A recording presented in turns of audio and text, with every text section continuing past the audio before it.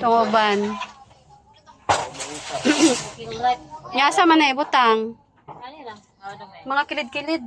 Ato. Kilid ana. Ato.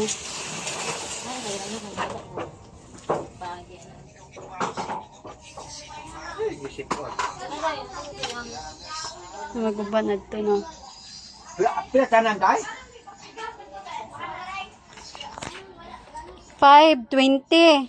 Nya ka ng 20 agakot nimo na gabi eh. So, hello guys, welcome back again dito sa aking YouTube channel. So ngayon, update ko sa inyo guys yung aming mga pinamiling soft drinks at beer. So ayan na, ito na yun guys. Ayan. So pinakita ko kanina yung pagdating. So nung namili kami guys, naiwan ko yung cellphone. Wala kaming nadalang cellphone. So hindi ako naka-video doon sa wholesaler.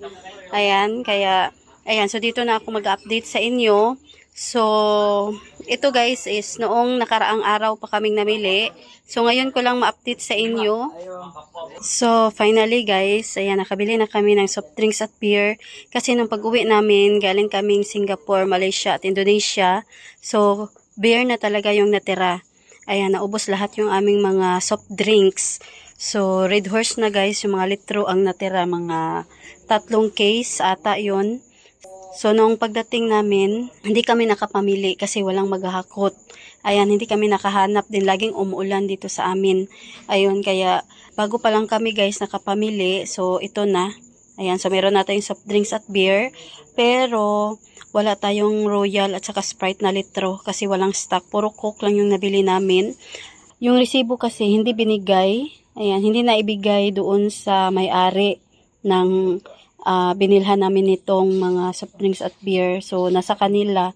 Kaya, ayan, nakalimutan ko na kasi ito is noong, ano pa, isang araw pa. Ayan, namin binili. So, ayan na. Ayan, may space na dito sa aming 500 na Red Horse. Then, itong ating Pepsi. Ayan. Then, yung ibang mga case ng Red Horse, ayan, wala nang laman. So, yung iba, nandun na sa labas. Ayan, kinuha na dito yung 2 case na walang laman. Kaya, ayun. So, ito ay Pepsi. Then, ito is Coke. Then, yung iba naman, guys, ay andun. Ayan. Then, sa likod naman, yun yung ibang, merong 4 na case ng beer. Ayan, 4 yan. So, nakapatong tagdadalawa. Then, dito naman, meron tayo ditong Mountain Dew. Ayan, na Debote. At yun, guys, yung Coke na 1/2. 1/2 lang na maliliit. Then, yung Sparkle. Kasi nagkulang yung aming bote ng Sparkle. So, sabi nila, pwede na daw Coke. Then, isauli lang daw namin yung basiyo. 4 kasi yung kulang. Ayan. Then, yung stock nila na Sparkle is, kalahati na lang ng case. So, ang idinagdag na lang is Coke. Ayan. So, namili rin kami doon. Ayan, na-share ko sa inyo nung nag-haul ako sa, namili na namin sa Shoppers Mart. So, ayan, namili kami ng Mountain Dew na plastic. So, ayun guys, yun. Ayan, dito na nilagay. Ayan, din yung Sting. Ayan, so, nung unang punta namin, nung namili kami, so, medyo madami-dami rin yun guys. At nagkakalagay yun ng 7,000 plus. 2 araw kasi kaming namili. Ayan, so, nung isang araw at kinabukasan, dahil nagkulang yung aming mga basyo ng Coke at saka beer. So, naghanap pa kami guys, kumuha pa kami ng mga basyo doon sa mga customer namin. So, ayan, kinabukasan, meron kaming idinagdag. Hindi ko naalala yung total kasi yung resibo hindi pala naibigay ng may-ari. Ayan, nakalimutan siguro niya na ibigay sa amin. Di nakalimutan din namin kunin. Kaya ayan, nakalimutan ko na kung magkano yung exact talaga na total. So, nung una, 7,000 plus. Then, kinabukasan, ang pinamili namin ay San Miguel Beer. Then, merong Coke at saka Pepsi. So, nagkakalaga rin yun guys ng 6,000 plus. Ayun, so nasa 14K lahat yung aming napamili. So, hindi kami nakabili ng Yakult kasi doon sa kanila may Yakult. So, pagpunta namin is naubusan sila guys, kaya hindi kami nakapamili. So, wala kaming stock ngayon ng Yakult. Ayun, so update ko sa inyo kung magkano bintahan namin nitong mga Pepsi. So, meron ako ditong resibo noong nakaraan. So, ito guys yung resibo. Ayan. So, noong nakaraan pa ito guys namin binili. Ayan, so ito ay nagkakalaga ng 4,656 lang. So, may mga chichirya din dito. So, ito guys, dito na tayo. So, ang puhunan namin nitong Pepsi na litro, ayan yung kanilang presyo. 402 yung puhunan namin sa bawat case nitong Pepsi, pati 7-Up. Ayan. Then, ano guys, yung bintahan ko ay nasa 50 ngayon. Ayan, 50 na yung aming price ng aming litro na Pepsi, pati yung 7-Up. Ayan. So, yan na guys yung aking presyuhan. Then, dito naman tayo sa ating Red Horse na 500. Ayun. So, ang dalawang case yung binili namin. So, ang puhunan, ayan, ito guys, 614. So, bintahan namin is 70 pesos. Ayun. Then, yung ating, ano naman guys, yung ating Coke, ayan, nasa ilalim. So, meron pa doon guys. Yung ating Coke naman ay, dalawang case ito guys. So, nasa 402 din. Pareho sila ng Pepsi na litro. So, 50 pesos din yung bintahan natin ng Coke. At ang ating Red Horse naman na litro, ayan guys, yung ating Red Horse. So, sana ba yung Red Horse dito? Ito, 626 yung Red Horse. Ayan, so ngayon, yung bintahan ko na ng aming Red Horse ay 140. Ayan, yung ating litro na Red Horse. So, dito na tayo sa ating mga maliliit na soft drinks. So, bintahan namin ng Mountain Dew at Sting, pati Cobra. Ayan yung ating mga bintahan guys ng ating mga soft drinks. So, bintahan ko nito is 22 pesos. Ayan. Then, yung ating mga, ano naman guys, yung ating maliliit na Mountain Dew. Ayan, so itong Devote. So, 22 pesos din yung bintahan namin. Ayan. Then, dito naman tayo.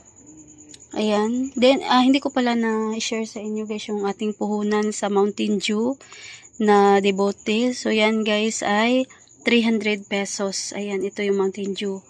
So, bintahan natin ay 22 pesos. Then, dito naman tayo sa ating maliliit na Sparkle at saka itong Coke. So, ang pareho lang naman sila ng price. So, ang Sparkle natin, so, wala dito guys, yung Sparkle. So, hindi kami nakabili nitong nasa resibo. So, ano guys, nasa 210 ata ito guys. So, bentahan namin is 15 pesos pati ito. Ayun. So, meron tayo ditong mga swakto. Ayan, isi-share ko na rin sa inyo. So, bentahan namin ng mga swakto is 16. Ayan, then, ayan yung ating Cobra. So, nabusan tayo ng kulay yellow dito. Pero meron pa naman kaming stock doon sa rep. Then, ang ating C2 naman, ayan yung C2, 20 pesos guys yung bentahan namin. Ayan. So, meron pa pala ditong Coke sa ilalim. So, ayan, nakagawa na kami kanina ng ice tubig. So, bukas yan guys, ipapalamig. Kasi, meron nang nakalagay doon sa ref. So, ito guys, yung ibang mga soft drinks natin. So, ayan. Yan lang guys, yung update ko sa inyo dito sa aming mga napamiling soft drinks at beer. So, ang ano guys, na-share ko sa inyo yung aming bentahan. So, ayan lang. So, itong time na namili kami, itong resibo, so may Yakult.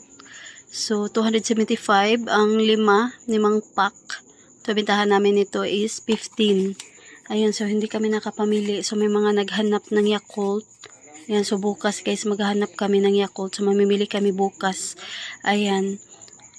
So, ngayon, ayan, time check tayo. So, hindi mo na ako mapapakita kasi nakabihis na ako guys. And hindi na ako nakasuot ng bra. Ayan, so sa totoo lang. So, 23, 27, so 11, 27 na ng gabi. So, hindi pa ako guys, pag-close dito sa tinda. So nag-close na ako dito sa tinda pero hindi pa ako off ng mga ilaw kasi nandito pa ako sa loob, nag-update sa inyo. So matutulog na ako pagkatapos nito kasi bukas na ang simbang gabi. Ayan, so mamayang umaga mga 4 a.m. Ayan. So, maganda kasi guys sa feelings na makumpleto natin yung pagsisimba natin ng simbang gabi.